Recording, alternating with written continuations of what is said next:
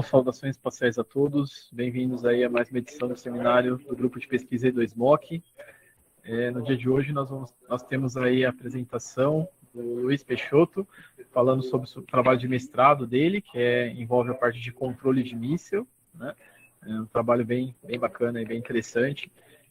O Peixoto já está quase aí nos finalmente aí, né? Tem que defender aí até o final desse período, então é praticamente quase que um trabalho final aí, né? Então, te conta aí com a participação de vocês aí nos comentários, nas perguntas, nas sugestões, né, que vai ajudar bastante o Peixoto aí agora que nesse processo aí, tanto na escrita quanto depois na defesa final, né? Então, obrigado a todos que estão aqui participando. Obrigado, Peixoto, por ter preparado essa apresentação para a gente aí, está disponível.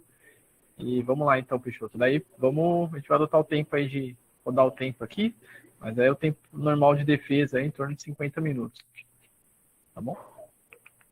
Manda bala aí, então. Primeiro, bom dia para todo mundo. Eu sou o Luiz Alberto Peixoto. O meu trabalho é sobre otimização de enviamento de mísseis, especificamente para levantar os requisitos dos sensores.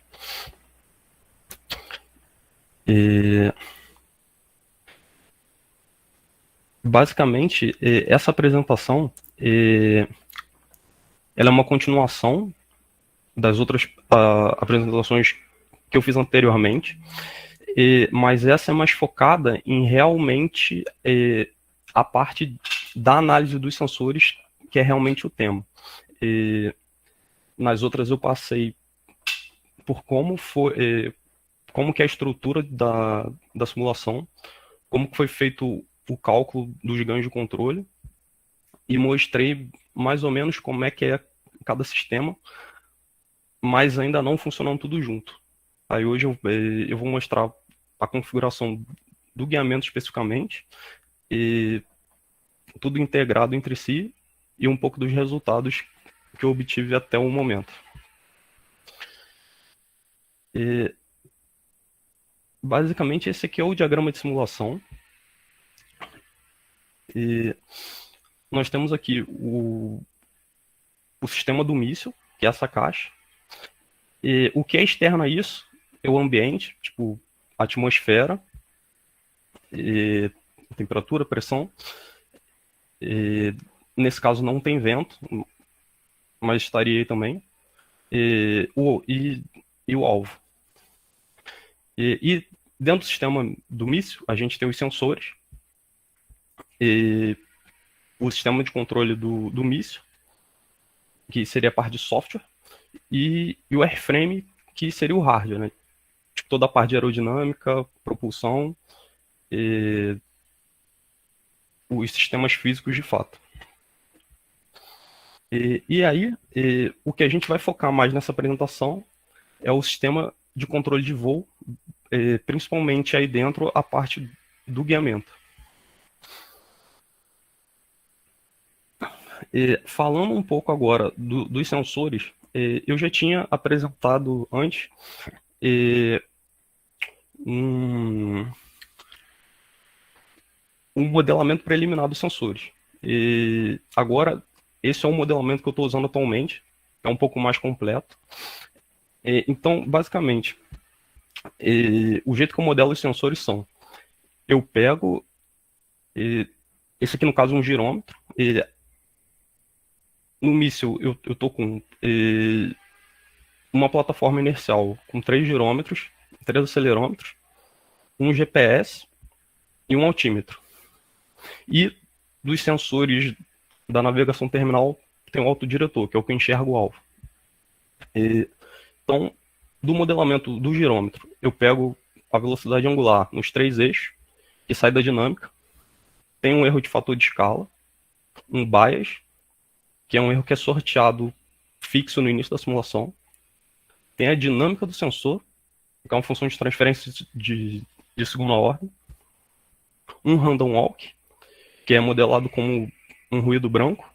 O ruído, que é um erro que é sorteado a cada step de simulação. Depois, que tem a ver com os limites que o sensor consegue medir, e uma quantização, que faz com que essa medida do sensor seja mostrada na taxa do sensor, e não no step de simulação. O modelo dos acelerômetros é exatamente igual. São os mesmos erros. Eu modelei isso de acordo com um datasheet de alguns sensores que eu peguei, e eu tirei todos esses valores do datasheet. O altímetro, ele mede altitude, e basicamente eu pego a altitude da simulação, e ele tem um erro de bias, só que é um bias multiplicativo. E esse erro ele está limitado a 1% da altitude. E depois isso passa para uma dinâmica, também de segunda ordem, e uma quantização para deixar uma taxa de amostragem característica de um altímetro. E, no caso, essa taxa de amostragem, o que isso faz na simulação é o seguinte: ele vai modificar aquele valor a cada tantos segundos. Então, nesse meio tempo, ele segura o valor. Então, por exemplo, o meu step de simulação é 1 milésimo, com uma quantização de 50 milissegundos, ele só vai atualizar esse valor a cada 50 milissegundos. E a cada step de simulação ali, em 50 milissegundos, ele fica em um valor constante. E o último sensor dos inerciais é o GPS, que faz uma medida de posição e velocidade, e o erro dele está modelado só com um bias. Então eu pego posição e velocidade real da simulação, somo um bias, de acordo com o datasheet também, e passo para uma quantização. E aí o sensor que é de maior interesse aqui para o estudo, que é o autodiretor, entra o ângulo do autodiretor, que seria o erro entre a linha do corpo do míssil e a linha divisada do míssil com o corpo. Então é o quanto que o míssil está desviado em relação ao alvo no referencial do corpo. Então esse ângulo é modelado por esse ângulo real da simulação, mais um ruído e um bias. E passa por uma quantização também. E tá. E aí, para fazer... o que eu chamei de navegação aqui foi o cálculo de todos os parâmetros que eu preciso, tanto para o controle, tanto para o guiamento. Então, velocidade do míssil, principalmente velocidade em módulo e número de Mach, aceleração nos 3 eixos, que eu preciso para o controle e para estimar a linha divisada também, a atitude do míssil, os ângulos de Euler, no caso, que eu preciso para as minhas matrizes para passar do ângulo do corpo para o inercial e vice-versa, velocidade angular do míssil, que é usado no controle também, a altitude, que é importante tanto para o controle quanto para estimar o número de Mach em relação à velocidade do som, e variação da altitude, que seria a derivada da altitude, que eu também preciso para estimar a linha divisada. Então, como aqui, por exemplo, eu não tenho um guiamento por waypoint, no caso, tipo, a posição não é de interesse. Mas também entraria aqui na navegação, tipo, isso também é calculado, mas não está sendo utilizado. Para isso eu usei um fio de escalma estendido. Na última apresentação aqui, eu expliquei um pouco de como é que seria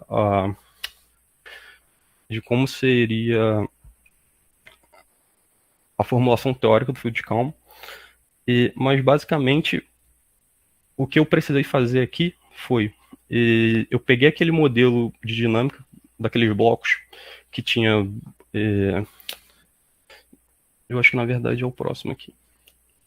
E eu peguei esse bloco aqui, tudo que está dentro do airframe está modelado e linearizado. E com isso, essas matrizes são usadas na formulação do fio de calma. E aí, com isso, eu consigo estimar todos aqueles estados que eu preciso, tanto para o controle, tanto para o guiamento, em função dos dados de sensores que eu tenho.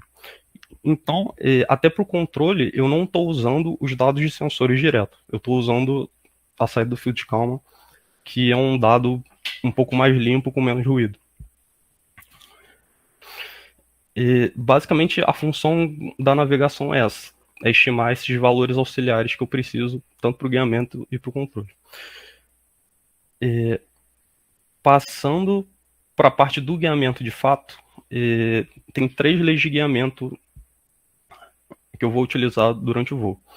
O controle de atitude, que basicamente ele vai controlar o ângulo de arfagem do míssil. Isso aqui é feito para gerar uma referência para o autopiloto de altitude, para eu manter uma altitude de cruzeiro. Isso aqui vai ser utilizado só na parte inicial do voo, até o míssil encontrar o alvo. Após isso, começa a nossa fase de interesse de fato, que é quando o míssil acha o alvo e a gente quer minimizar a distância de passagem míssil-alvo. Então, o quanto o míssil passa perto do alvo. Isso indica se o míssil conseguiria destruir o alvo ou não. Então, aqui a gente tem um guiamento por perseguição. Esse aqui é um guiamento mais simples. Ele pega o ângulo do seeker diretamente, que é o erro do quanto desalinhado o míssil está com o alvo. E aí, com ganho proporcional, a gente gera uma aceleração de referência. Isso corrigido com a aceleração da gravidade. Então aqui a gente tem os ângulos do seeker nos 2 eixos. Tem esse ângulo de avanço, que geometricamente você consegue, você faz para gerar uma aceleração, você gera uma aceleração um pouco diferente da proporcional, tipo, esse ângulo é fixo, e isso é necessário para ele poder fazer o mergulho. Só que essa estratégia de perseguição ela é um pouco mais simples, e eu estou utilizando ela aqui só no início do guiamento terminal, ou seja, o meu interesse é utilizar uma estratégia de guiamento um pouco um pouco mais avançada, assim, um pouco mais popular hoje em dia, né, nessa parte de guiamento de mísseis. Só que é essa aqui, a navegação proporcional. E ela usa a velocidade angular da linha divisada, ou seja, é quanto que, dado a minha linha divisada, que é do nariz do míssil até o alvo, você pega o ângulo míssil-alvo, a velocidade angular da linha divisada é o quanto que esse ângulo da linha divisada está variando. E a navegação proporcional usa uma aceleração proporcional a essa velocidade angular. Então, o que eu preciso fazer é ter essa velocidade angular. Só que o trabalho, o caso de estudo que a gente tem aqui é um autodiretor que não consegue medir diretamente essa velocidade angular da linha divisada. Então, o objetivo é o quão bom tem que ser os sensores para que a gente consiga estimar essa velocidade angular e fazer um guiamento por navegação proporcional. Então, eu usei o guiamento por perseguição até ter um chute inicial para estimar a velocidade angular da linha divisada com outro filtro de calma, e a partir desse ponto, o outro filtro entra com uma estimativa dessa velocidade angular. E tem um chaveamento desse guiamento nesse ponto. E aqui vamos entrar de fato em como é feita essa estimativa da velocidade angular da linha divisada. Aqui, explicando um pouco dos referenciais dos ângulos do autodiretor. Então, basicamente, nós temos dois pares de ângulo. Esse ângulo alfa e beta à direita seria o θ e o psi que eu acrescentei, que estão na figura, que são os ângulos do autodiretor em relação ao referencial do corpo. Só que a gente está preocupado com esse gama e lambda, que seriam os mesmos ângulos, só que no referencial inercial. Então, existe uma rotação com os ângulos de Euler entre um e outro. E aí, essa velocidade angular, por definição, é calculada em relação ao referencial inercial. Então, os meus sensores vão medir o alfa e beta, que são os ângulos em relação ao corpo do míssil, e eu preciso estimar o gama e o lambda no referencial inercial.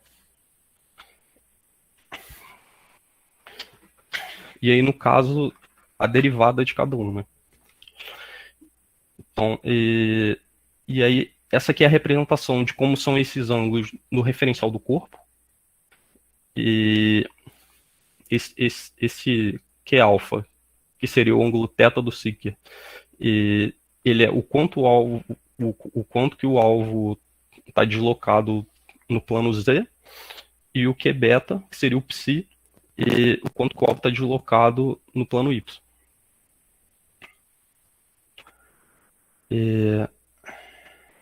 E aqui essa formulação matemática de como é a dinâmica da linha divisada.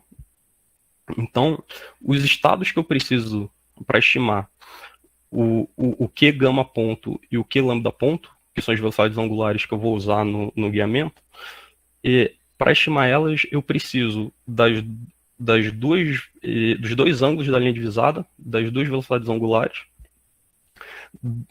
da distância míssil-alvo, que é diretamente o módulo da distância CG do míssil, posição do alvo, e a derivada dessa posição, a derivada dessa distância.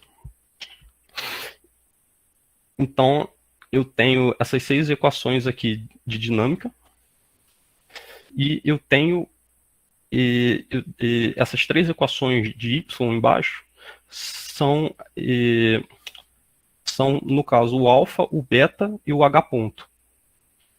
Então, aqui, eu tenho em função dos meus estados do filtro, quanto é que é o Q alfa, que seria o θ do Seeker, o ângulo do Seeker no referencial do corpo, tanto o Y1 e o Y2 são os ângulos do Seeker nos dois planos, e o Y3 é a derivada da altitude. E eu uso esses 3 valores, os ângulos do Seeker vindo direto do Seeker com os erros de sensor, e a derivada da altitude estimada do field Kalman da navegação.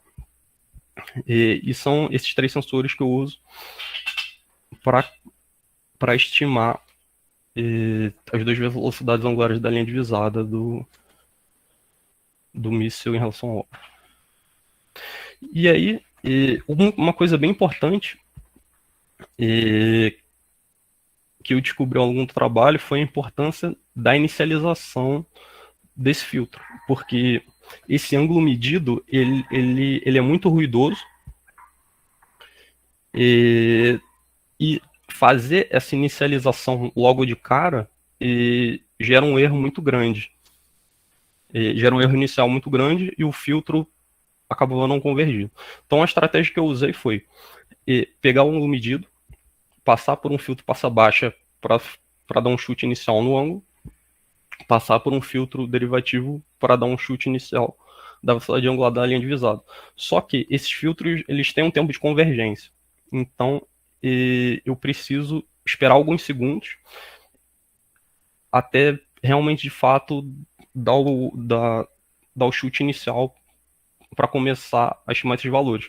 Por isso que eu acrescentei esse guiamento por perseguição nessa janela. Então, enquanto não acontece essa convergência, ele faz o guiamento por perseguição só proporcional aos ângulos. A partir do momento em que ele dá esse chute inicial e esse filtro entra, ele tem essa estimativa da velocidade angular da linha divisada e começa o guiamento por navegação proporcional. E falar um pouco agora dos resultados que eu tive até agora. Eu analisei 2 condições até agora só, e eu estou no processo de rodar esses resultados agora nesse momento. Então, para ilustrar uma comparação de como seria a metodologia que eu rodei 2 casos com 100 simulações e Monte Carlo em cada um, e sorteando aqueles erros de sensores a cada simulação baseado nos dados do datasheet. O alvo ele foi posicionado a 35 km do alvo e dentro de um raio de 5 km. Então é como se o míssil achasse que o alvo sempre está a 35 km, só que ele pode estar dentro de uma janela ali de 5 km de raio, e ele só vai saber quando ele chegar lá. O alvo está parado a nível do mar, então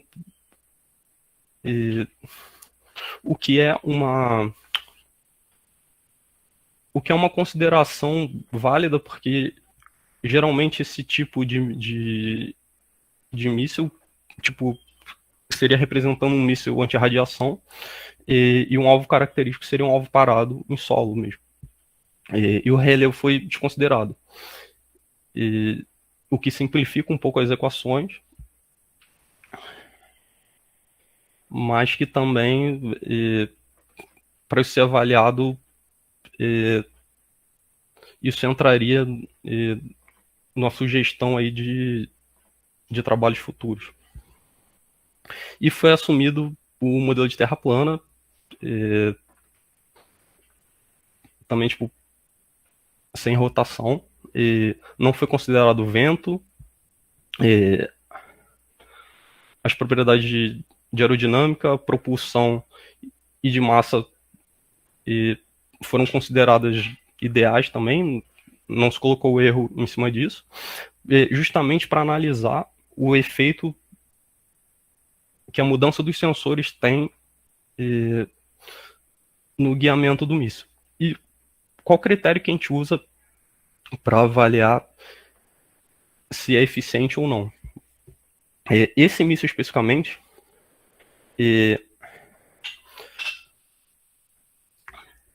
foi estimado para ele uma cabeça de guerra por volta de 90 kg. Então, a partir disso, a gente decidiu que se a distância de passagem final é menos que 10 metros, isso é suficiente para incapacitar o alvo e o guiamento estaria ok. E aqui a gente tem uma comparação em 2 casos de simulação diferente, um com os erros de autodiretor de bias de 1 grau e ruído de 0,5. Então isso é um signo, isso é sorteado a partir de uma distribuição normal com esse desvio padrão. E o segundo, um bias de meio grau e ruído de 0,25. Os dois têm uma taxa de atualização de 50 Hz. Então a gente consegue ver que boa parte é que no caso A primeiro, a gente pode ver que boa parte das distâncias de passagem elas estão em menos de 10 graus, mas em alguns casos ela está muito alta. Isso é um grafo logaritmo para caber tudo mais fácil dentro da escala, e eu acabei percebendo que esses pontos que saíram muito, tem distância de passagem de mais de 1.000 metros, foi que o chute inicial acabou sendo grande demais, ele acabou passando por um ponto de máximo ali da oscilação do filtro, e ele não conseguiu convergir. Já para o caso B, nas 100 simulações, ele conseguiu uma distância de passagem bem baixa, de menos de 10 metros. Então, o crítico aqui pareceu ser muito mais a inicialização do que o próprio erro do seeker de fato. Então, também como sugestão de complemento depois, teria que tentar melhorar essa estratégia de inicialização, que parece ser bem crítica também para esse filtro convergir. Isso foi o que eu consegui fazer de comparação até agora. E depois também eu ainda quero fazer uma comparação comparando os sensores inerciais. Eu tenho 3 configurações de acelerômetro e girômetro. Então, a metodologia que eu estou fazendo seria: eu tenho o melhor girômetro e acelerômetro do datasheet, e aí eu consigo ver o quanto que eu consigo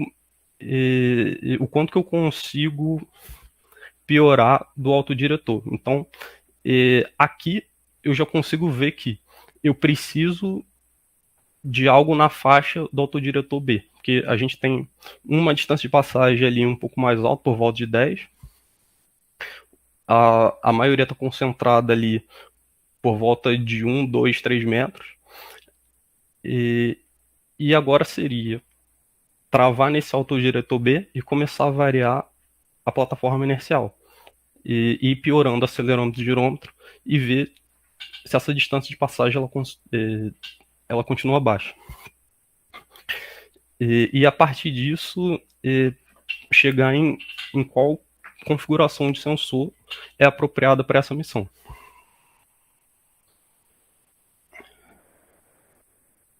E aí, por enquanto que eu tenho para apresentar isso, enquanto eu não gero mais resultado de análise.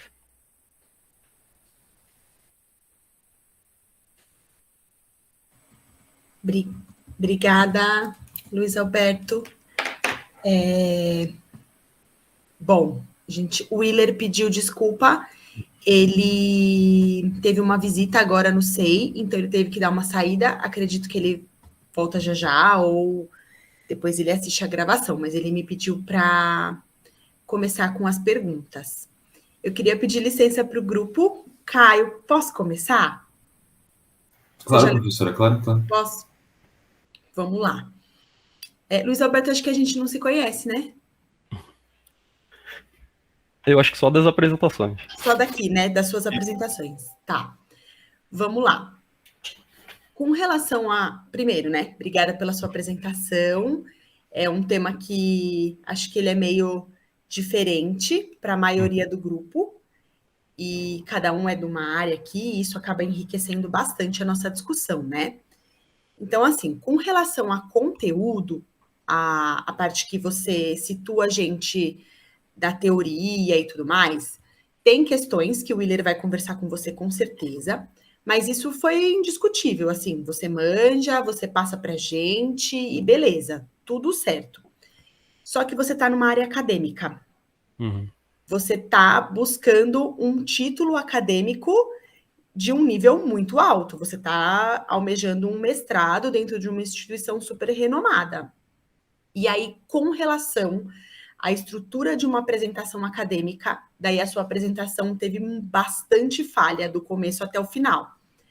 E é para isso que existem os seminários, para você não chegar lá na banca e apresentar essas falhas para sua banca, para a gente conseguir juntos, a gente forma um grupo aqui, todo mundo, e a gente se ajuda para as pessoas levarem para a banca o melhor trabalho possível.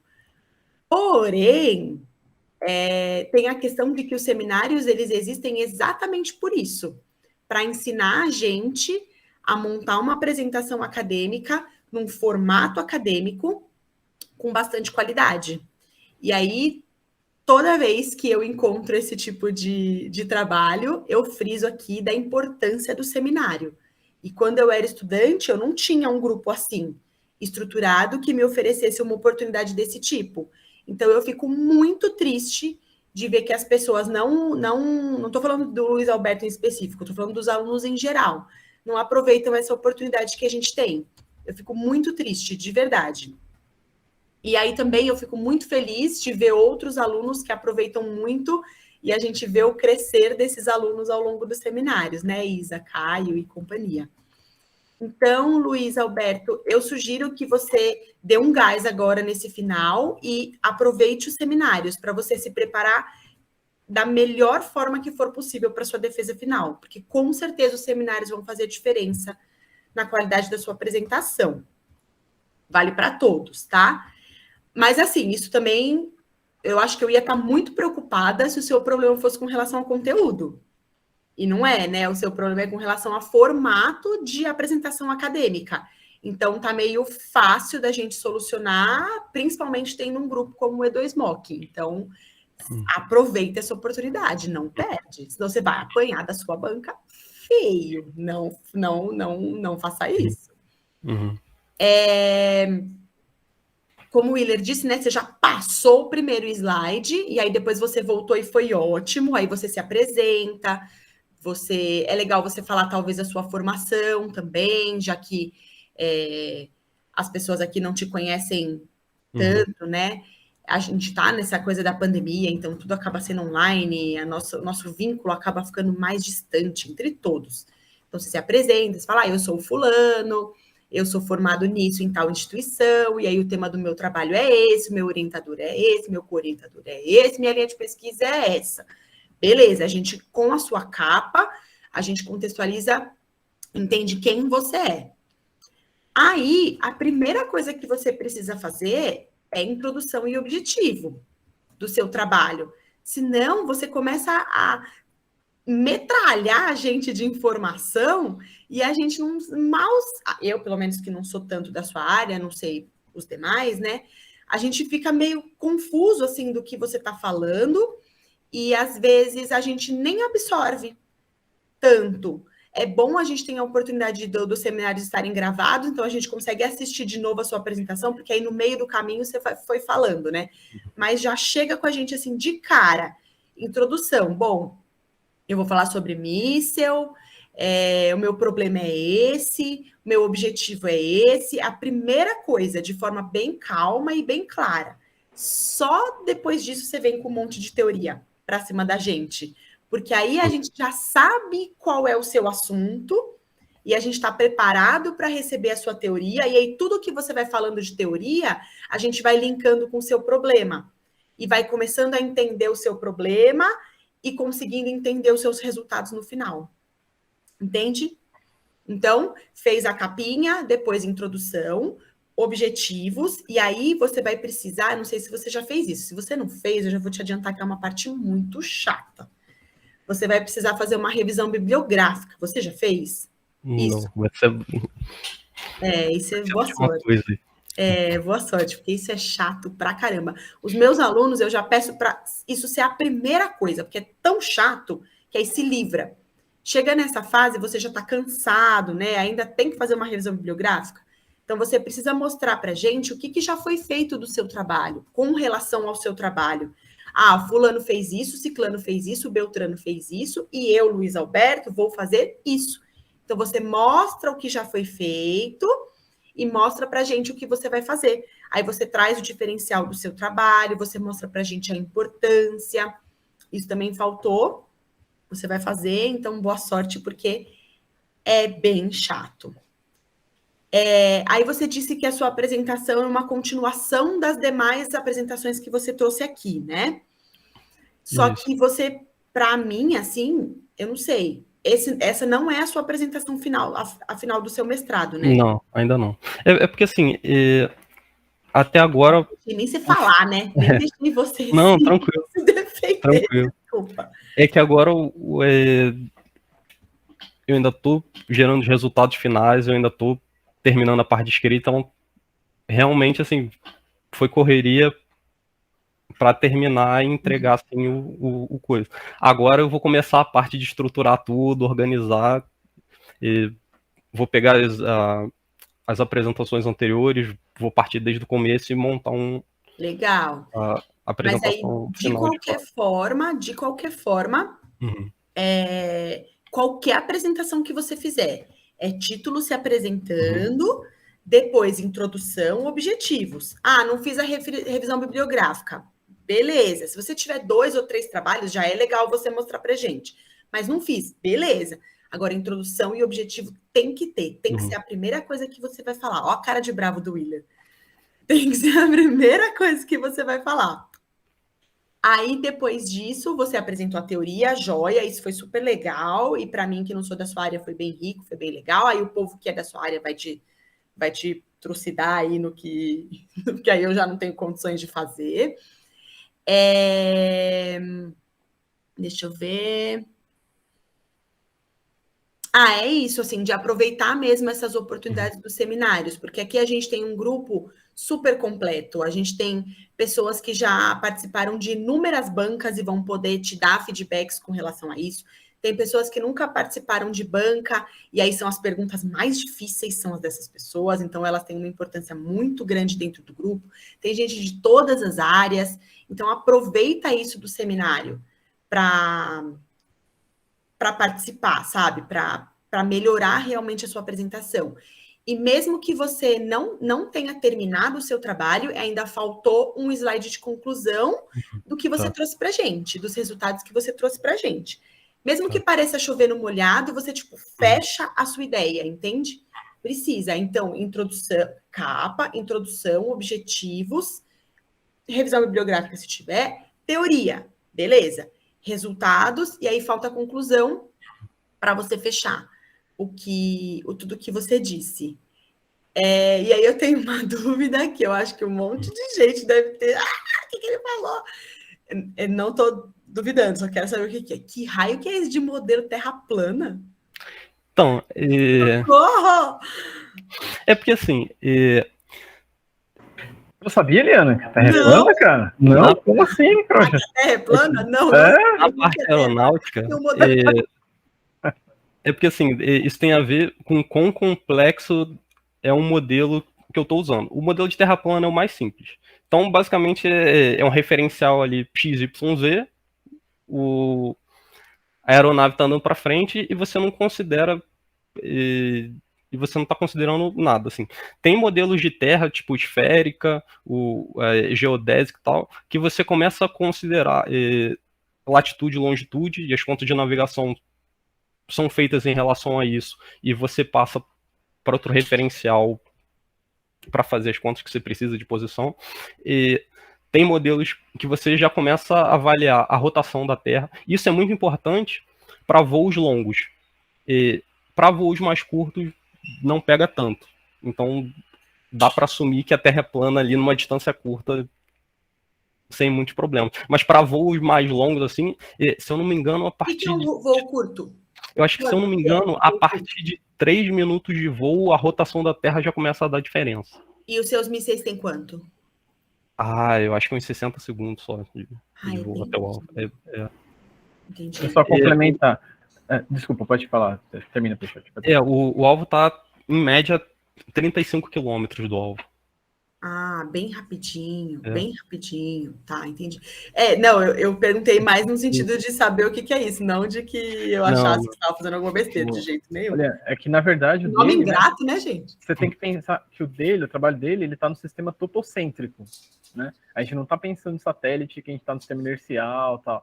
Então, o dele é um sistema topocêntrico, né? Então, ele está analisando ali, centrado no observador. Então, por isso que considera só uma pequena faixa, né? Então, aí é o que ele falou, daí a Terra ali é plana, ou você pode considerar... Não, beleza. Não, eu não contestei, eu só quis entender, assim, porque dá um sustinho na gente, assim, né? Palpita o coração. Mas, não, beleza, era isso. Dá uma revisada depois, se você... A gente vai mandar por escrito, né? Esses comentários. A sua apresentação foi bem curtinha, teve 26 minutos e 20 segundos de apresentação. Sim. Então, dava para ter falado de introdução, dava para ter falado de objetivo, dava para ter falado de conclusão, dava para ter feito tudo com bastante calma. Mas é isso, é lapidar, como eu disse, Se fosse um problema de conceito ou de um trabalho não ter nível de mestrado, daí a gente ia ficar meio preocupado, mas não é uma coisa que a gente fica preocupado, a gente está só falando porque a banca não vai deixar passar. Sim. Tá bom? Willer, manda aí. Obrigado. Obrigada, viu? Beleza, obrigado, Li. Você vai anotar, né? As perguntas agora, não precisa anotar. A partir de agora sim, eu tô aqui. Tá, Se o caso Caio eu for- tinha levantado a mão antes de mim, tá bom? Tá, não, pode falar. O Se Pedro caso eu for sair, talvez eu tenha que sair aqui, vai chegar visita aqui. Daí eu te aviso, daí você continua aí. Beleza. Valeu. Então, Caio tinha levantado a mão primeiro. Então, Caio. Opa, deixa eu abrir a câmera. Tô desarrumado aqui. Bom dia, pessoal. Bom dia, Luiz. Muito obrigado pela apresentação. Bom dia. Na verdade, eu vou acabar reforçando um pouco o que a professora Eliana falou. Eu acho muito interessante o trabalho, o tema. É uma área que eu acho muito legal. Mas realmente, eu me senti perdido um pouco com essa questão. Me deu a impressão como que a gente saltou do título para metodologia. Uhum. Então, só reforçando isso. Uhum. E umas coisas assim que eu acho legal, no final da apresentação, geralmente, ali nos últimos slides, o pessoal coloca um diagrama, por exemplo, um diagrama de Gantt, um cronograma, para mostrar tudo o que foi feito no trabalho. E como você mencionava, ideias de simulações futuras, o que já foi feito, eu achei que seria legal. Uhum. E também ali, eu não sei se eu perdi, mas não teve um slide com as referências no final. Não. Tá, tudo bem. Então, talvez incluir isso. Aí, eu não sou autoridade nenhuma, foi só o que me veio em mente. E, de resto, é isso. É que a professora Eliana já explicou perfeitamente, e só reforçando, então. Obrigado. Caio, eu perdi aqui a anotação. O que você sugeriu? O quê? O diagrama de Gantt? Mostrar um cronograma bonitinho de tudo que foi feito ao longo do trabalho. Ah, tá, para cronograma. Eu acho que fica bacana para a gente poder visualizar realmente como foi desenvolvida. Legal. E incluir os slides com as referências no final. Beleza. Obrigado, Caio. Valeu. Obrigado. Cabral? Fala aí, Cabral. Oi, pessoal. Bom dia. Tudo bem? Peixoto, parabéns aí pelo trabalho. Eu achei muito técnico, muito legal, né? Eu lembro que eu assisti as outras apresentações. Tecnicamente falando, eu acredito que a área é controle, né? Então, é um conhecimento de controle. Mas aí, claro, como a gente tem pessoas que trabalham com controle a nível de mecânica orbital, de satélites, né? Como a Liana lembrou, tem algumas características que são diferentes, né? O Willer falou aí do referencial e tal. Então, aí, como você disse, né? Tipo, é um modelo de terra plana, porque justamente como você considera uma distância curta, muito próxima à Terra, então a curvatura da Terra vai ter uma influência desprezível para esse cálculo, né? Muito pequena. Então, você consegue considerar. Então, acho que é só clarificar isso, talvez, na hora de explicar, para evitar dúvidas, mas eu acho que ficou muito legal, tecnicamente, pelo menos pelo que eu pude ver, assim, aí teria que ver o pessoal que estuda mais a parte de controle. Essa parte de míssil, foi o Wallace, né, Willer, que defendeu, acho que ele defendeu o TG, não foi? Ano passado? Foi. O Wallace também trabalhou com isso. Então, eu lembro do trabalho dele. Mas assim, acho que como a Liana lembrou, né, a estruturação do trabalho acadêmico, né, isso daí é até um ponto, Peixoto, que se você tiver interesse, eu me coloco à disposição aí para a gente trocar uma ideia, também porque foi um ponto que eu também venho conversando bastante com ele e pedindo apoio e tirando dúvida com o pessoal. Então, toda essa parte, né, de estruturar. Então, seria, resumindo, né, introdução, onde deve constar a justificativa do trabalho, objetivos, pergunta de pesquisa, hipótese, e a estrutura de tópicos do trabalho. A parte de fundamentação teórica e revisão, aí normalmente o que a gente tem conversado, a fundamentação seria a parte mais que está estabelecida em livros e relatórios, tal, que é uma coisa mais fundamentada mesmo, a base. E a parte de revisão de literatura, que seria pegar os artigos mais atuais, né? Tipicamente, artigos pelo menos na engenharia, acho que o pessoal trabalha com artigos de 10 anos para cá, digamos assim, né? Que são coisas mais recentes. E aí verificar teu trabalho, como ele se compara com outros artigos. Vamos dizer que tem um cara, sei lá, da Alemanha, fez um artigo que conseguir uma precisão X e você conseguir uma precisão Y e você comparar, por exemplo. Esse pode ser um tipo de análise legal a nível de revisão de literatura e também para explicar a teoria que está por trás do teu trabalho, né?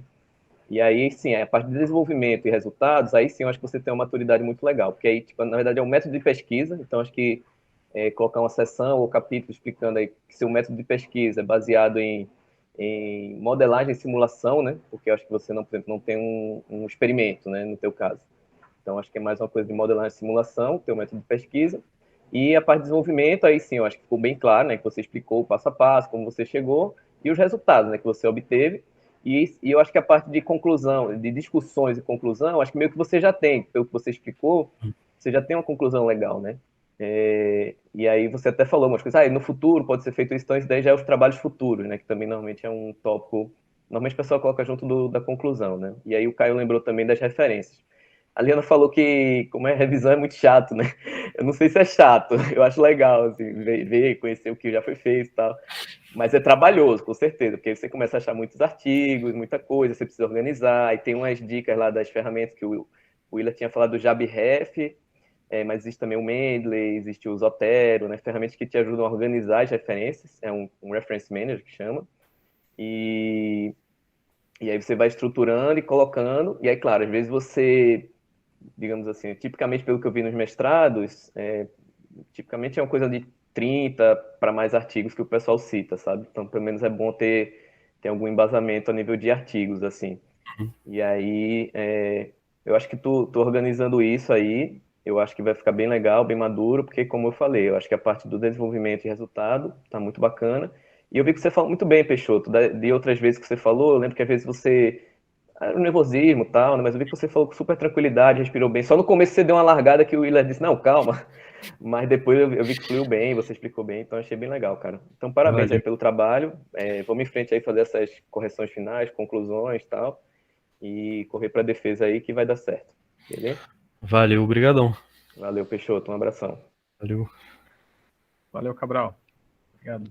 Quem mais? Quem é o próximo? Gostaria de falar?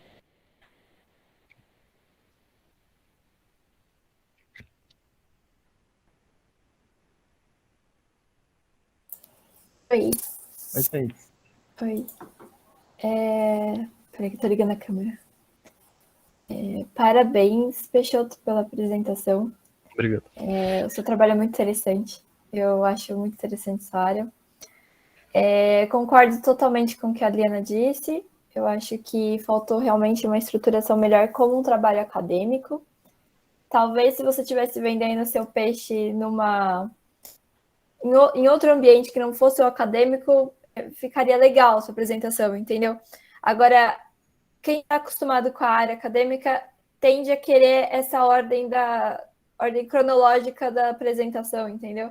E fugir dessa ordem gera estranheza e gera confusão porque a gente já está esperando esse tipo de apresentação, entende? Então, talvez se fosse uma apresentação, sei lá, uma palestra para uma, sei lá, para uns amigos, para uma empresa. Agora, para a área acadêmica, realmente eu concordo totalmente com a Liana, faltou uma. Eu me senti meio perdida, assim. Com relação a você, eu acho que eu já vi sua apresentação antes. Achei que você manja muito do assunto, realmente, então isso é indiscutível. Acho que você pode ficar um pouquinho mais calmo, porque você entende super do que você está apresentando, entendeu? Então, você transmite para a gente confiança no que você está falando. Então, você não precisa ficar nervoso. Eu sinto que às vezes parece que você está pisando em ovos quando você vai apresentar, entendeu?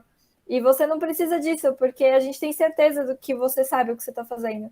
Então, fica tranquilo, entendeu?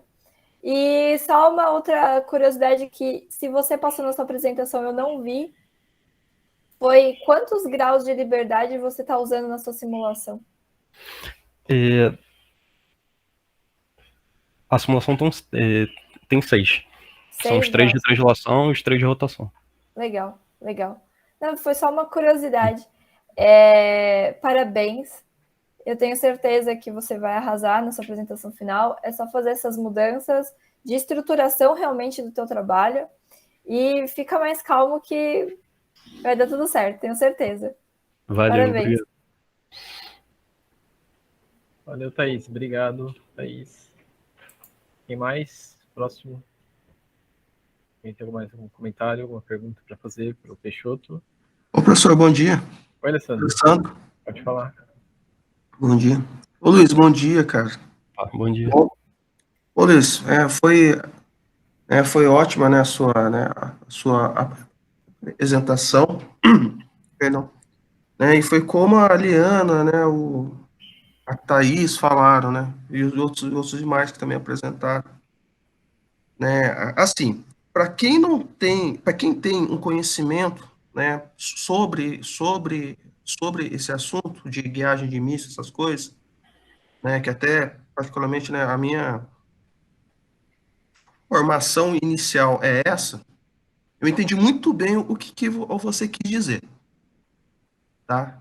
Tá. Eu conseguia entender o que você queria chegar, para onde você queria chegar, né? Porque eu já tenho essa formação, né? Agora foi como a Liana falou, né? Para quem conhece, sabe para onde vai, mas para assim, né? Assim, né? Para uma banca que assim é algo mais formal, que você tem que mostrar os seus fundamentos, aí já não está bem legal, né? Então, ou seja, né? Em suma, o que eu quero dizer, né? O conhecimento você tem, a base você tem, só que o problema é como você vai apresentar isso. Isso aí na hora da banca, né? Para quem já passou, pega. Tá? Então assim, né? Mais uma vez, eu reforço o que todo mundo falou. Você já tem todo esse seu material pronto. Para um pouco, respira e tenta ajustar isso de acordo com as determinações do lado acadêmico da coisa. Uhum. Tá? Então, essa aí é só mesmo uma ideia que eu poderia te passar. Só uma dúvida, cara, que provavelmente você tenha falado, tá? Mas só que aconteceu aqui, né? A rede aqui deu pane aqui umas 3 vezes, né? Deu queda 3 vezes. Você está trabalhando em cima da navegação inercial ou da navegação proporcional? Oi? Você está trabalhando em cima da navegação inercial ou da navegação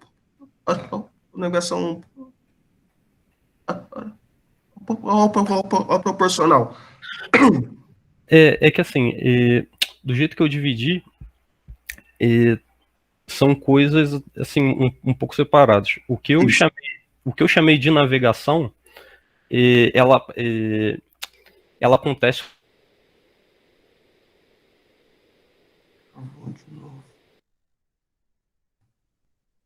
o tempo todo, atitude do míssil, que eu tiro do filtro de Kalman da dinâmica do míssil, que são os estados ali da dinâmica com 6 graus de liberdade. A navegação proporcional, o que eu chamo de navegação proporcional é a estratégia de guiamento que eu uso na parte terminal do voo, que a partir da velocidade angular da linha divisada, eu gero uma aceleração lateral que eu uso como referência do controle. Então, que a estratégia de guiamento ela tem esse nome, de navegação proporcional. Não, é isso mesmo. Tá, então, no caso, isso aí seria para a fase final do Isso. míssil. É como assim o míssil faz mesmo, né? A fase final dele, ele faz isso. Ele lança, faz essa fase, né, de assim, ajuste, que é de ajuste, e depois, na última fase, que ele faz a busca. mergulho, Exatamente assim. Né? Tá. E uma coisa que também que eu não consegui enxergar, porque assim, cara, foi como eu te falei, cara, teve 4 quedas aqui. Até sem desculpa de estar Tranquilo. perguntando uma coisa que você já tenha falado. Tá, e aonde você quer chegar nisso? Então, o objetivo é, para esse caso de um míssil com autodiretor que não consegue, ele não consegue medir essa velocidade angular da linha divisada, por exemplo, se eu tenho um autodiretor de um míssil anti-radiação, que é um Isso, míssil para destruir radar, ele é isso, um bloco fixo. Ele é uma isso. antena ali que só recebe, então ele consegue medir o ângulo, mas não consegue medir a velocidade angular. Outros mísseis que tem tipo um quadro Certo. móvel com gimbal e tal, o cara põe um girômetro ali e ele tem essa medida. Isso. Então, como a navegação proporcional ela tem um desempenho melhor do que a perseguição, qual que é o meu nível de sensor que eu preciso para conseguir fazer a estimativa dessa velocidade angular e ter uma distância de passagem pequena no final. Ah, tá. Dado que o meu Beleza. míssil não tem essa medida. Entendi. Não. Tá bom. Beleza, cara. Então, né? Final é isso mesmo, cara. Quais conceitos você tem, ideia você tem. Só falta realmente dar assim, um ajuste para uma versão acadêmica da coisa, né? Tá bom? E é só Vale. mesmo. Se precisar, tamo aí. Beleza. Valeu, obrigadão. Valeu, Alessandro. Obrigado aí pelas perguntas aí, bem pertinentes aí as questões. Obrigado mesmo. Vamos lá, continuando aqui. Azolin, você tem alguma pergunta aí para o Peixoto? Comentário? Estão me escutando bem? Estamos sim, cara. Eu não tenho nenhuma pergunta específica, só gostaria de agradecer porque eu comecei a ter uma matéria sobre mísseis especificamente nesse semestre, né? E eu achei que ver um exemplo a essa altura da matéria é bastante enriquecedor para mim. Só queria fazer esse Cujo comentário. professor é o mesmo orientador do Peixoto. Isso também. Valeu. Legal, cara. Beleza. Então, o Peixoto, ele fez o trabalho de graduação dele, foi também, né, nessa parte. Ele fez um simulador, né, esse simulador, acho que o Peixoto até, o Calberto utiliza, né, nas disciplinas, se não me engano. O Peixoto ajudou a atualizar a apostila, né? É porque o primeiro ano que ele deu aula foi para minha turma, né? Entendi. Aí o pessoal da turma fez o simulador. Aí depois o meu TG foi melhorar esse simulador. E depois ele pegou para usar. Então. Daí ele usa. E também o pessoal da Rocket também, né? Tem usado também o seu simulador que você fez no TG, né? Então o Peixoto é um dos primeiros aí, né? Trabalhar nessa parte aí. O que eu tenho agora também é no mesmo esquema, mas eu tô dando uma incrementada. Entendi. Talvez aí depois eu passe pro Calberto aí, ele tem uma versão mais atualizada. Então. Legal, cara. Bacana. Valeu, Azulin. Obrigado. Isa, você tem algum comentário, Peixoto? Uma pergunta? Oi, Peixoto, tudo bem? Oi. Eu tô muito confusa, tá bom? Então eu já vou pedir desculpa aí, porque eu não entendo nada de míssil, nada de nada. Tá, você explicou que seu objetivo, então, é levantar os requisitos dos sensores que precisaria para usar uma estratégia de guiamento nova? Seria tipo isso? É porque assim, existe uma estratégia de guiamento, que é a navegação proporcional, que é o mais usado hoje em dia. Ela é muito usada há muito tempo, ela é bem simples e é a mais eficiente. Esse caso de míssil que eu estou estudando, ele não tem um sensor que mede o que eu preciso para fazer esse guiamento. Então, eu preciso estimar isso, ou escolher uma lei de guiamento pior. Então, para eu conseguir fazer essa estimativa, o quão bom tem que ser os meus sensores. Essa é a ideia. Estimar sem o sensor que mede. Isso. Tipo uma medida indireta. Isso. Que chique. Tá, entendi. Finalmente, obrigada. Nada. Outra dúvida que eu fiquei tirando a parte que o pessoal já falou na sua cabeça 1 milhão de vezes, eu não vou ser essa chata que fica repetindo, tadinho. Não, tranquilo. Aquelas configurações que você mostra lá no slide 25 de resultados são de sensores reais ou são números que você estima com simulação? Então, eu passei pelo seguinte, basicamente, o valor do autodiretor A, o Calberto passou para mim e falou, ó, esse é um sensor típico. Eu quero saber o quanto que dá para melhorar ou piorar em função disso. Só que assim, para eu fazer uma análise, eu preciso de 100 simulações. E isso demora umas 6 horas para rodar aqui no computador.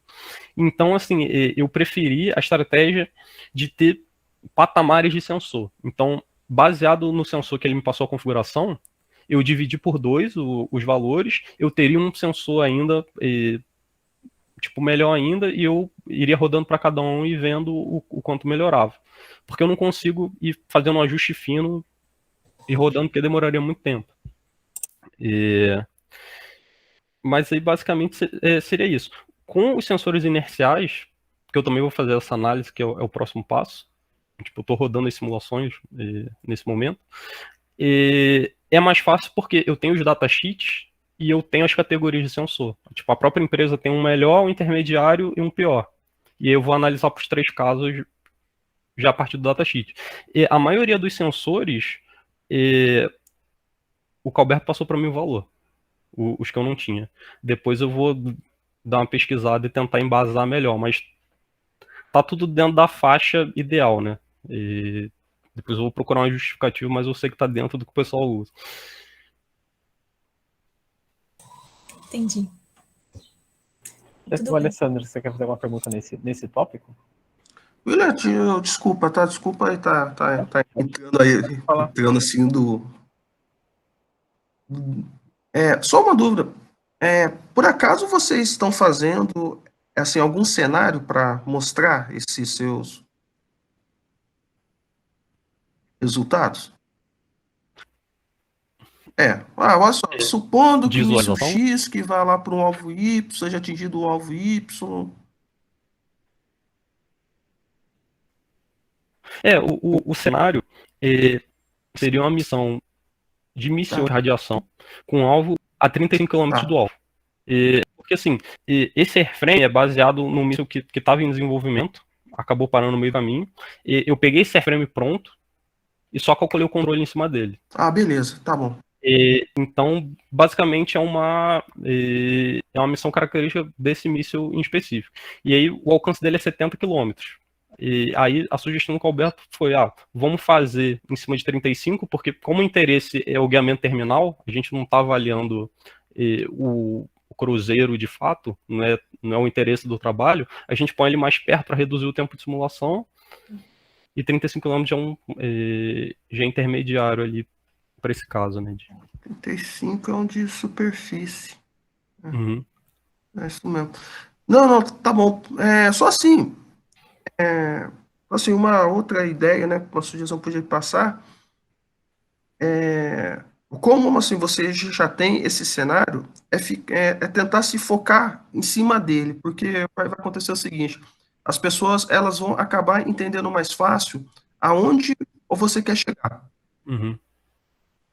Né, por exemplo, né, provavelmente não vai ter, né, pessoas leigas fora da área, né, para sua banca. Mas se você se assentar em cima disso, né, de ter, né, eu acho que fica mais fácil o pessoal entender os conceitos que você vem trazendo. Uhum.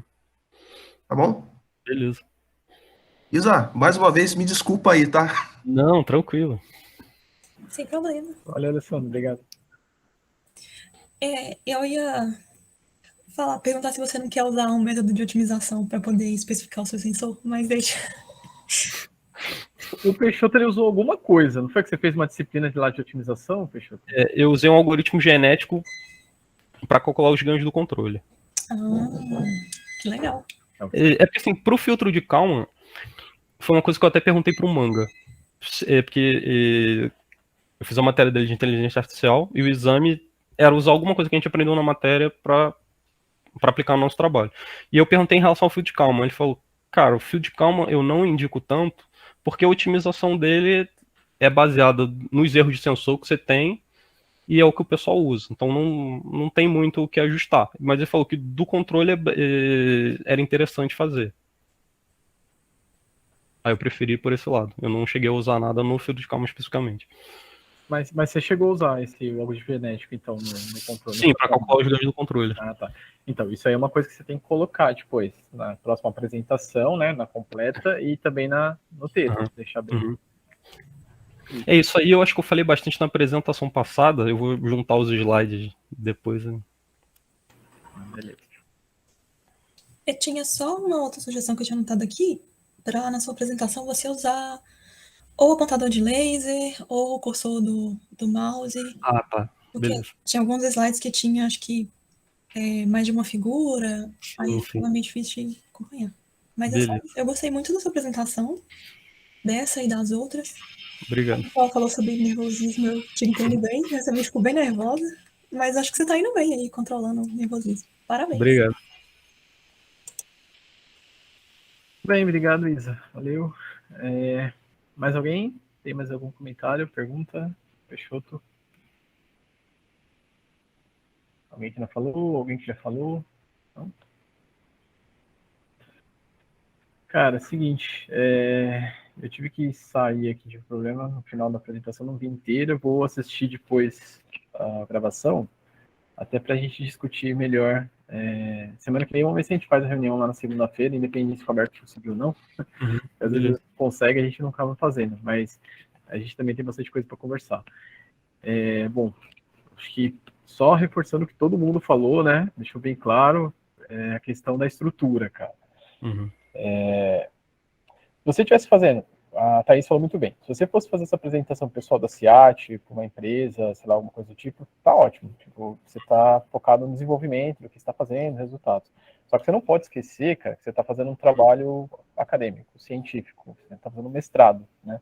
Então, toda vez que você for fazer uma apresentação, independente se você for apresentar resultados preliminares ou não, né, você tem que colocar ela dentro dessa estrutura, né, de trabalho acadêmico. Né? Você tem que colocar, tipo, é um esqueleto, você só vai preencher. Aí você vai preencher dentro do tempo que você tem. Então tem que deixar, um sumário padrão, né? Introdução. Não importa se você o ano passado, se você já tinha feito a introdução, você vai falar de novo. Até porque teriam outras pessoas aqui que não estavam lá naquela apresentação. Então você tem que contextualizar. Né? Você tem que apresentar o seu problema de novo. Qual que é o seu problema? Deixar bem claro para a gente pesquisa. Qual que são os seus objetivos? Né? Justificativa. Aí seu método. Né? Daí o título da sessão é método, ou metodologia, sei lá. Qual que é o método que eu vou usar? Né? Aí você entra nos resultados. Daí se são resultados preliminares, aí você pode até falar, ó, na apresentação passada eu apresentei esses resultados. Daí você passa meio que rápido, fala, eu já falei disso. Agora, nessa apresentação aqui, eu vou falar desses novos resultados aqui que foram obtidos. Daí você fala. Aí é até legal que daí a gente lembra, né? A gente, relembra de toda a estrutura do trabalho, de tudo que você está fazendo, relembra o que você falou o ano passado e agora em que ponto que você está.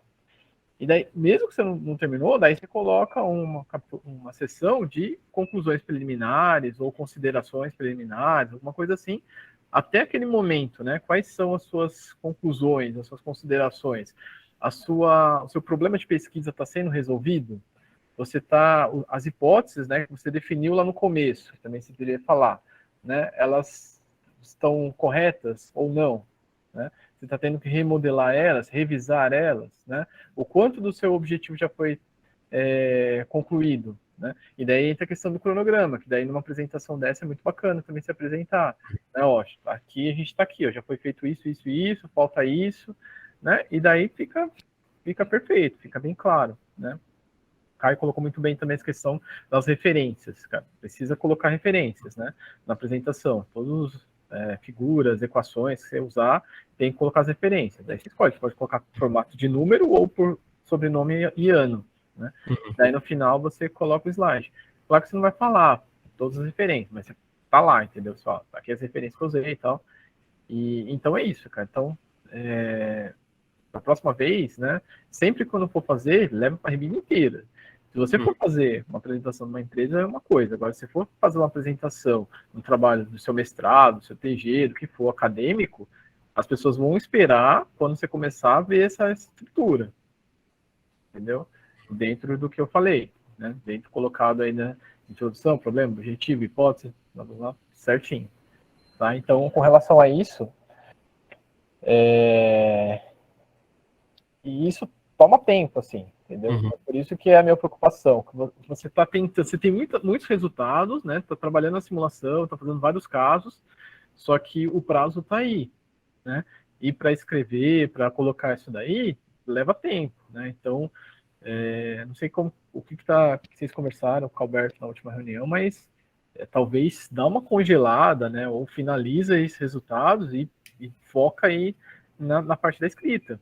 Porque o ponto é o seguinte, não adianta nada você ter 1 milhão de resultados, um monte de coisas, se você vier com uma apresentação como essa, na defesa final. Ou você apresentar um documento faltando, sem estar na estrutura, faltando referência, você não vai ser aprovado. Daí não adiantou nada. Você fala, não, mas eu fiz tudo esse resultado. Não, mas a sua dissertação não está com um trabalho acadêmico. Não adianta. Entendeu? Então, às vezes, é aquela questão, menos é mais. Às vezes é melhor você ter menos resultados, mas você ter uma dissertação bem fundamentada, bem estruturada, tudo certinho, com referências, problema, objetivo bem definido, mostrando o que você fez, do que você ter muito resultado e não ter bem fundamentado tudo isso. Tá bom? Uhum. Então, fica bem claro. O Calberto, às vezes, ele é um excelente professor, pesquisador, só que talvez ele leve mais para o sentido do profissional, que ele tivesse 2 chapéus, né? E ele está lá na Ciage. Então, ele está interessado que você faça o negócio para ele usar lá na empresa, para você também estar lá, né? Então, ele talvez tenha esse viés, né, mais voltado para a parte profissional. Só que você não pode esquecer que o seu mestrado não é profissional, o seu mestrado é um mestrado acadêmico. Sim. Então, se você pretende defender esse mestrado, ter o título de mestre, cara, então começa a se preocupar com escrever a dissertação, estruturar dentro de um trabalho acadêmico, científico e colocar isso, cara. Dá uma refletida aí, né, nesse sentido, né? Eu sugiro que você já comece a escrever, como a Liana falou, tem a parte da revisão bibliográfica que dá trabalho, né? Tem vários pontos no seu trabalho, né, que tem isso que você comentou. Eu peguei os dados do sensor lá que o Alberto passou, mas vai ter que fundamentar, não adianta você falar para a banca e falar, o Alberto me passou esses dados aqui que não vai colar, entendeu? Sim. Aí você vai ter que citar, ou citar algum trabalho, citar datasheet, enfim, vai ter que, tudo que está lá vai ter que ser justificado, vai ter que ser referenciado. Beleza. Beleza, cara? Beleza. Então, vamos dar uma pensada nisso, dar uma refletida, e daí semana que vem a gente conversa, e daí a gente tenta atualizar o cronograma também, para a gente dar uma pensada também, na semana que vem, para a gente ver. A gente está indo. Bom, a gente vai começar maio, né? Se eu não me engano, o final do período, acho que é final de junho. O Cabral que sabe direito. Aproveita e já responde aí para mim, Cabral. Fala aí. Cabral? Oi, meu microfone estava fechado aqui. Então, eu fui na secretaria verificar, Peixoto, eu estou na mesma situação que você, então, a princípio, a gente tem que solicitar a defesa 10 de junho, no CPG. Então, é importante que esteja pronto, acho que a dissertação um pouco antes, para a gente solicitar, e aí eu acredito que a data da defesa não ser a data exata, mas pode ser em julho, né? Mas ela tem que ser solicitada 10 de junho, ou seja, a gente precisa ter uma versão, né, da dissertação que vai ser mandada para o CPG, e aí essa versão vai ser mandada para os membros da banca em seguida, e vai ser agendado, aí eu acho que é 15 dias, no mínimo, mas acho que no máximo seria lá para o dia 10, 15 de julho, para fazer a defesa, aí você tem que fazer as correções e entregar as correções, tipo assim, se você for aprovado com correções, normalmente me parece ser o cenário mais comum, pelo que eu vi. E aí, normalmente eles dão um mês para você corrigir, então seria para entregar essa versão corrigida após a banca, no meio de agosto, começo para o meio de agosto. Então, acho que esse é o cenário que tanto eu como você a gente está. Então, acho que é importante a gente se atentar a essas datas aí. Eu só ia comentar um ponto, professor, também, e Peixoto, que é, tipo, quando você pega esses dados, aí talvez você já possa colocar, né? Se é um dado de literatura, se é um dado de datasheet, literatura que eu falo é artigo acadêmico e tal, se é um datasheet de um equipamento, ou se é um resultado experimental, por exemplo, que foi feito um ensaio e tal. Então, você já pode até colocar com resultados experimentais que foram feitos em laboratório, colocar de onde é que veio, né? Que até pode ser um complemento legal da sua tese, explicar, né, o que é que foi, né? E esse foi experimental também é interessante, que você mostra que você está usando dados reais, né? Então, acho que se colocar dessa forma fica mais claro. Tem Beleza. sentido? Valeu. Beleza, valeu, Cabral. Então, bicho, então, Peixoto, a gente vai ter que correr, cara, porque se é 10 de junho, você precisa aí ter uma versão aí pra gente dar uma olhada aí, a gente mandar lá pra banca até final de maio, meio de maio, Sim. 20 de maio no máximo. E daí a gente já tem que mandar essa versão para banco, para o CPG, né, para ser aprovado, para a gente conseguir fazer a defesa em meio de julho. Então, o que eu sugiro é o seguinte: se você já tem um conjunto de resultados, congela aí, né, foca na dissertação, né, se você está usando, dividindo o dia aí em 3 aí, 2/3 do dia, sei lá, é dissertação, é escrever. E assim, nada impede depois você continuar trabalhando essas simulações, e daí, mesmo que não estejam na dissertação ali, a gente inclui na apresentação, entendeu? Uhum. Ó, nesse tempo a gente conseguiu gerar mais esses resultados, apresenta, e isso aqui vai ser incluído na versão final da dissertação. Também tudo bem, não tem problema. Tá? Mas a gente tem que ter ali pelo menos uma versão da dissertação pronta, fechada. Sim. Eu estou finalizando a parte da metodologia. Eu estava escrevendo enquanto eu estava gerando esses resultados. Tá. E aí, assim que eu terminar isso, aí vai ser a parte de colocar os gráficos do resultado. Já estou estruturando mais ou menos como é que tem que estar. E aí seria só acrescentar de fato o resultado. E a parte da revisão bibliográfica, que isso eu realmente não toquei. Mas a parte da metodologia eu já estou mais adiantado. Beleza, então tá bom. Manda bala aí, então. Mas acho que em maio eu consigo te passar a primeira versão, pelo menos, já, pra gente já começar. Então. Porque ainda tem que considerar que leva um tempo, né? Porque Sim. é um certo número de páginas que a gente demora um tempo sim. para conseguir ver e tal. Mas só para estar ciente dessas datas aí. Beleza. Beleza, então, cara. Tá bom. Então a gente vai conversando, então. Beleza. Mais alguém tem mais alguma coisa para comentar? Esquecido? Pessoal, semana que vem não temos seminário, tá? Que é a semaninha, né? O pessoal vai viajar e tal. Aí a gente volta no dia 13. Aí tem o pessoal da IC, a gente vai ter 3 apresentações. No final de maio a gente vai ter o encontro de iniciação científica, que vai ser presencial aqui, vão ser 2 dias. A gente está organizando um evento bem bacana aí, a Thaís está fazendo parte da comissão organizadora também, junto comigo, ajudando. Vai ter palestras de convidados externos, vão ter apresentações orais, apresentações de pôster, coffee break, premiações, então vai ser um evento bem bacana. Quem puder, quem estiver por aqui, né, quem tiver condições aí de participar, tem que fazer inscrição lá no link lá, já tem um site. E daí nós temos aqui no nosso grupo, nós temos 6 integrantes aí estudantes de C, né? Tem o Andrés, o João, o Pedro, o Saliba, o João, o Rafael, o Lucas e a Rafaela, né? Então a gente dividiu em 2 dias, no dia 13 e no dia 20. Daí eles vão estar fazendo apresentações aqui para ser antes de apresentação do Encita lá no final de maio. Certo, pessoal? Então, valeu aí, obrigado aí pela participação, os comentários. O Peixoto, eu vou mandar para você no grupo, daí você guarda esses comentários de todo mundo, que é muito importante. O pessoal teve dúvida, é importante você ter atenção nisso, né? Porque alguma coisa ficou falha ali, né? Então, ou na transmissão, ou de apresentação, né? Além da estrutura, mas as outras perguntas e tal. Então, isso é legal considerar no texto, né? E também na próxima apresentação. Beleza. Beleza? Oi, Alessandro. Pode falar. Chato de novo aqui. Não, pode falar, cara. William, só uma coisa só para falar aí para todo mundo, né? Sobre o SIG. Né, o SIG esse ano, né, que já está aberta as submissões, tá, até dia 10 de julho. Aí se o pessoal quiser aí participar, né, fazer um artigo, mandar para lá, é gratuito, tá bom? Né, já tem a cada ano o SIG tá vindo, né, assim, mais público, né, de outras faculdades, instituições de ciências. Então, assim, vale assim, muito a pena, tá? O SIG de uns 5, 6 anos para cá, ele está deixando de ser um evento militar acadêmico, mais para ser um evento acadêmico propriamente dito. Ah, então, quem quiser mandar um artigo para lá, mostrar o seu trabalho, até 10 de julho a gente está aceitando. Muito bem lembrado, Alessandro. Obrigado aí por lembrar. Verdade, pessoal. Tem um CIG também, até 10 de julho. A gente, como eu coloquei no grupo lá, a gente está com uma presença forte aí nos últimos anos. Aí a gente tem feito trabalhos muito bons. O pessoal tem sempre elogiado aí nossos trabalhos. Então, vamos ver se esse ano aqui também a gente prepara aí para a gente marcar presença lá no evento. É gratuito, acontece aqui na nossa casa aqui. Então, acho que vale a pena a gente prestigiar aí o evento, e é legal que conta com publicação, né?